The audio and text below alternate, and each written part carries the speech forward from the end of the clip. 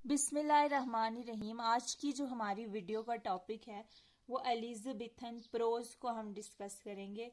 सबसे जो पहला पॉइंट है उसमें हम डिस्कस करेंगे कि एलिज़ाबेथन प्रोज को ही मॉडर्न इंग्लिश प्रोज क्यों कहते हैं और ये क्यों मॉडर्न इंग्लिश प्रोज है जबकि मिडल और एंग्लो सैक्सन्स प्रोज जो हैं वो मॉडर्न प्रोज नहीं है। What is the difference between modern English pros जिनको हम एलिज़ाबेथन प्रोज कहते हैं और जो इससे पहले के प्रोज थे उसमें, और इसमें क्या डिफरेंस है ये डिस्कस करेंगे। उसके बाद हम डिस्कस करेंगे कि एलिज़ाबेथन प्रोज के अंदर जो दो main prose writer Philip Sidney और लिली आते हैं, इनके कौन कौन से वर्क्स हैं और फिर इनका जो मेन वर्क है उसको हम डिस्क्राइब करेंगे कि कैसे वो प्रोज है। ओके जैसे कि फिलिप सिडनी इसका मेन वर्क है, ये कैसे प्रोज है, इसमें क्या कैरेक्टरिस्टिक्स हैं। जोहन लिली की जो यूफियस है ये क्यों फेमस है और इसमें क्या क्या डिस्कस किया हुआ है। उसके बाद ये थोड़े से दो और प्रोज राइटर हैं जो कि इन्हीं दोनों से इन्फ्लुएंस हुए थे। इनका एक एक वर्क बस याद रखने की ज़रूरत है, मैलोरी और Hakluyt. Okay now I am gonna discuss the first point in detail. Okay so modern English prose इनको क्यों कहते हैं, क्योंकि इससे पहले के जो प्रोज थे ना, मिडल और एंग्लो सैक्सन्स प्रोज, वो जो थे उनमें ऐसी चीज़ें थी जो कि लाइक वेरी लिमिटेड, बहुत लिमिटेड थी और कुछ न्यू आया था इस इंग्लिश प्रोज के अंदर, तभी इसको मॉडर्न इंग्लिश प्रोज बोलेंगे। क्लियर होगी बात। अब क्या हो गया कि हमने डिफरेंस डिस्कस करने हैं तो तीन बेसिस पे हम इनको डिफरेंशिएट करते हैं। सबसे पहले है लैंग्वेज। मिडल और एंग्लो सैक्सन्स प्रोज की जो लैंग्वेज थी ना, रिमेंबर वो जो थी वो बहुत लाइक इन्फ्लुएंस था उस पे लैटिन लैंग्वेज का। मैंने आपको बताया पहले यहाँ पे रोमन्स रहते थे, रोमन्स बाद में चले गए थे, फिर यहाँ पर जो लोग रहते थे वो नॉर्मंडी, वो फ्रेंच बोलते थे। तो एंग्लो सैक्सन्स के जो प्रोज थे ना, या फिर मिडल लोगों के जो प्रोज थे, मिडल एजेस में जो प्रोज लिखे जाते थे, तो उन पे दूसरी लैंग्वेजेस का बहुत इन्फ्लुएंस था जैसे लैटिन और फ्रेंच का। लेकिन मॉडर्न इंग्लिश प्रोज में अपनी जो ओल्ड इंग्लिश थी उसी को डेकोरेटिव स्टाइल में लिखा जाना शुरू हो गया। तो ये डिफरेंस है उनकी लैंग्वेज में और हमारी लैंग्वेज में, लाइक सॉरी हमारी नहीं बल्कि इनकी लैंग्वेज में जो एलिज़ाबेथन एज में प्रोज लिखे जाते थे। ठीक है, ये लैंग्वेज वाली बात हो गई कि ये मॉडर्न इंग्लिश प्रोज थे डेकोरेटिव स्टाइल, ये जो था ये सिंपल तो था लेकिन इसका दूसरी लैंग्वेजेस से इन्फ्लुएंस था। दूसरी किस बेस पे हम इन दोनों को डिफरेंशिएट करते हैं, ऑडियंस की बेस पे। एंग्लो सैक्सन्स और जो मिडिल एजेस के प्रोज थे ना, वो ज्यादातर ये था कि वो रिलीजियस राइटिंग्स थी, चर्च के लोगों के लिए लिखा जाता था या फिर किंग लोगों के लिए लिखा जाता था, और उसमें ज्यादातर जो बात होती थी ना वो लाइक कॉर्टियर के बारे में होती थी, दरबारियों या फिर चर्च या फिर रिलीजियस सरमन्स वगैरह ये होते थे। या फिर हमने अगर हिस्ट्री का रिकॉर्ड रखना ना, जैसे क्रोनिकल बहुत लिखे जाते थे उस दौर में। क्रोनिकल होते ही ये हैं कि हिस्ट्री का रिकॉर्ड रखने वाले।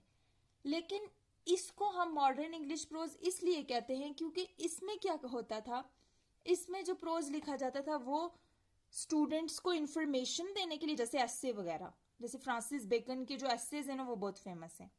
तो वो स्ट्रॉन्ग लाइक लोग इंटेलिजेंसी पे बेस्ड वर्क है, इंटेलिजेंस बेस्ड वर्क है। तो स्टूडेंट्स उससे इंफॉर्मेशन लेते हैं, अपनी सेल्फ इम्प्रूवमेंट के लिए उसको पढ़ते हैं। ठीक है, या फिर स्टूडेंट्स भी पढ़ते हैं, कॉमन लोग भी उसको पढ़ते हैं अम्यूजमेंट के लिए। ठीक है, लाइक कॉमन लोग, स्टूडेंट्स, हर तरह के लोग मॉडर्न इंग्लिश प्रोज को पढ़ते हैं, तभी ये मॉडर्न इंग्लिश प्रोज है। ठीक है, इन प्रोज को पढ़ते थे किसके लिए, पर्पस भी अब इनका डिफरेंट था। जो एंग्लो सैक्सन्स या मिडिल एजेस के जो प्रोज थे उनका पर्पस था रिलीजियस प्रीचिंग देना, ठीक है, तबलीग करना, सरमन्स वगैरह या फिर रिकॉर्ड रखना। इनका क्या पर्पस था, इनका पर्पस था कि इंटरटेन करना ऑडियंस को, इंफॉर्मेशन देना ऑडियंस को, या फिर ऑडियंस अपने आप को इम्प्रूव कर सके तभी। ठीक है, ये बात होगी। दूसरा कि दो बड़े नाम हैं, फिलिप सिडनी और जॉन लिली। जॉन लिली को अगर हम देखें तो इसका जो बहुत फेमस वर्क है ना प्रोज के अंदर, मैंने आपको ये बताया था यूनिवर्सिटी विट्स पढ़ाते हुए भी जॉन लिली को वहां पे थोड़ा सा डिस्कस किया था, वहां पर भी इस वर्क को मैंने जस्ट नाम लिखा था। आज इसको थोड़ी सी डिटेल में देखते हैं इसका नाम, वर्क का नाम है यूफियस, ठीक है। इसमें क्या होता था, स्टाइल मैंने आपको बताया कि मॉडर्न इंग्लिश प्रोज जो थे वो उसमें डेकोरेटिव स्टाइल, ऊपर भी बताया ना डेकोरेटिव स्टाइल था। तो यहाँ भी देखें ये कैसे प्रोज है, कैसे इसके अंदर कैरेक्टरिस्टिक्स है मॉडर्न इंग्लिश प्रोज वाली, क्योंकि ये डेकोरेटिव स्टाइल है और इसमें 3 कैरेक्टरिस्टिक्स हैं। कि जो पहली कैरेक्टरिस्टिक्स है वो ये है कि एंटीथीसिस और एलिट्रेशन इसके फर्स्ट जो मेन पार्ट है उसमें शो की गई है। लाइक इसमें जो एग्जाम्पल दी हुई है जॉन लिली के वर्क में, आप एग्जाम्पल गौर से सुनिएगा क्योंकि मैंने यहाँ पे नहीं लिखी हुई। आप अगर B.R. मलिक की बुक देखें वहां पर एग्जाम्पल के साथ उन्होंने बताया हुआ कि कैसे एंटीथीसिस और एलिट्रेशन यूज हुए। एंटीथीसिस क्या होती है, 2 ऑपोजिट आइडियाज इन 1 सेंटेंस जब डिस्क्राइब हो रहे हो, लेकिन साउंड वो सिमिलर कर रहे हो, लाइक सेम हो, लेकिन एक ही सेंटेंस के अंदर और ऑपोजिट मीनिंग हो उनका, ठीक है। मैं बताऊंगी कैसे। एलिट्रेशन होता है जब सिमिलर साउंड्स रिपीट हो रही हूँ। फॉर एग्जाम्पल, आप एग्जाम्पल गौर से सुनेंगे अगर बुक नहीं है आपके पास। एग्जाम्पल है, यूफियस था क्या। जॉन लिली ने यूफियस वर्क लिखा तो यूफियस को एक यंग मैन कंसीडर किया और बताया कि यूफियस जो यंग मैन है ना, अब एग्जाम्पल सुनिएगा, of more wit than wealth yet of more wealth than wisdom. अब ये देखें, विट, वेल्थ, विजडम, ये व साउंड आ रही है, एलिट्रेशन हो रही है कि नहीं हो रही है ना।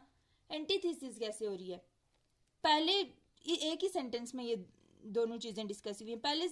पहली बात जो बताई हुई वो बताई हुई कि जो यूफियस पर्सन था ना, विट का मतलब होता है कि क्लेवर था, ठीक है, यूं आप समझे, क्लेवर था।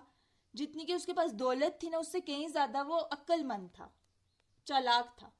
लेकिन दूसरी बात ये डिस्कस की हुई है कि yet of more wealth than, लेकिन विजडम और विट में डिफरेंस होता है। विट का मतलब होता है चालाक, विजडम का मतलब होता है कि कैसे आप किसी लाइक जज करने की एबिलिटी, के आपको पता हो कि ये चीज असल में। विजडम का मतलब होता है कि कैसे आप किसी लाइक जज करने की एबिलिटी, के आपको पता हो कि ये चीज असल में क्या है, लाइक ये भी एक एबिलिटी होती है।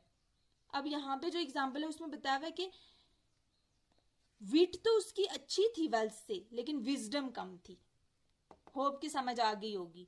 अब पर्पस क्या है यूफियस का, कि देखिए इनका पर्पस क्या था, मिडिल और इंग्लिश के रिलीजन इनका पर्पस था, या फिर रिकॉर्ड रखना। इनका इसका क्या पर्पस है, इसने हर तरह की ऑडियंस को मॉरल लेसन दिए। हो गई क्लियर, लोग सेल्फ इंप्रूवमेंट कर सकें, जज कर सकें लोगों को, ये चीज बताइए। दूसरी इसकी कैरेक्टरिस्टिक थी रेफरेंसेस। जो भी बात करते थे ना यूफियस में, साथ में रेफरेंस दिया होता था। फॉर एग्जाम्पल फ्रेंडशिप की बात की है तो फ्रेंडशिप में 2 दोस्तों का जिक्र करके बताया हुआ इस तरह की फ्रेंडशिप, डेविड और जोनाथन इसमें जिक्र किया हुआ इन्होंने। एलूजन क्या होती है, एलूजन होता है कि आप जिस टेक्स्ट को डिस्क्राइब कर रहे हो ना, जैसे ये वर्क लिख रहे हो ना, लेकिन किसी दूसरे वर्क का कोई रेफरेंस दे दो।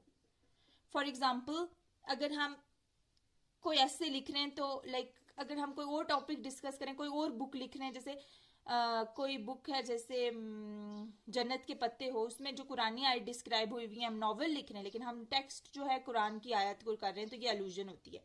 इसी तरह से इसमें भी अलूजन यूज हुई हुई है। उसके बाद है क्रिटिसिज्म।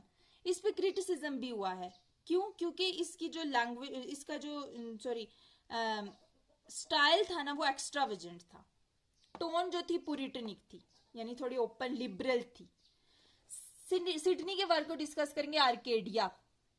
आर्केडिया में क्या था, ये पास्टोरल रोमांस था। पास्टोरल रोमांस क्या होता है कि किसी विलेज की सिंपल लाइफ को डिस्कस करना, ठीक है, यानी लैंडस्केप, नेचर को डिस्कस करें, इस तरह का वर्क था आर्केडिया। अब ये आर्केडिया इतना लंबा वर्क था कि इसके अंदर 20 मॉडर्न नॉवल समा सकते हैं। लेकिन ये क्यों फेमस था, इसके स्टाइल की वजह से, पोएटिक इसका स्टाइल था। और ये एक और वजह से फेमस था कि आर्केडिया एक ऐसी जगह थी जहां पर हर चीज पॉसिबल थी।